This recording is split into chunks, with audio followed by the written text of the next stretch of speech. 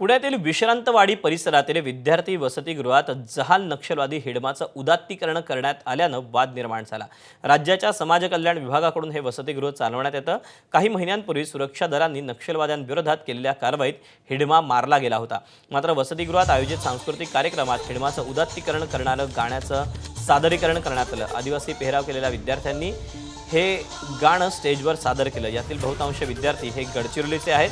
या विद्यार्थ्यांनी हिडमाचा उल्लेख पर्वत या अर्थानं केल्याचा दावा केला। नक्षलवादी हिडमाबद्दल आपल्याला ठाऊक नव्हतं असंही या विद्यार्थ्यांचं म्हणणं आहे।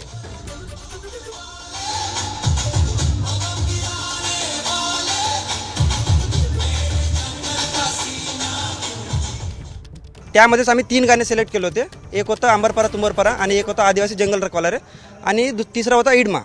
इडमाबद्दल आम्हाला एवढंच माहिती होतं की इडमा एक पर्वत आहे। त्या व्यतिरिक्त आम्हाला काहीच माहित नव्हतं की इडमा एक नक्षलवादी आहे म्हणून। आणि सांगायचं झालं तर आदिवासी जंगल रखवाला म्हणून आदिवासी एक जंगलाच्या रखवाली करते आणि अंबरपरा तुंबरपरा हे गाणं एक डान्सचा याच्या उद्देशानेच आम्ही घेतलं होतं। त्या टाईमला आम्ही एवढं बघितलं नाही की लिरिक्स काय आहे हे। आम्ही फक्त म्हणजे पहिलं गाणं गेलो होतं अंबरपरा तुंबरपरा, त्याच्यानंतर घेतलं होतं आदिवासी जंगल रखवाला। मग सजेशनमध्ये आम्हाला आलं होतं हे गाणं आलं होतं, आम्ही लावलं। फक्त बीट्स छान आहे म्हणून हे गाणं आम्ही वापरलं, फक्त त्यापेक्षा आमचं काही वेगळं हेतू काहीच नव्हतं। त्याची हिस्ट्री आम्हाला काहीच माहीत नव्हती सर। आम्हाला ते गाणं जेव्हा आम्ही आदिवासी जंगल रखवाला हा गाणं सिलेक्ट करत होतो तेव्हा ते सजेशनमध्ये आलं होतं। मग ते गाणं जसं लावलं ते डीजेवर होतं, मग त्याचे वाईब्स आम्हाला चांगले वाटले होते। मग तेव्हा कुठं आम्ही ते गाणं निवडलं होतं। एबीपी माझा, उघडा डोळे बघा नीट।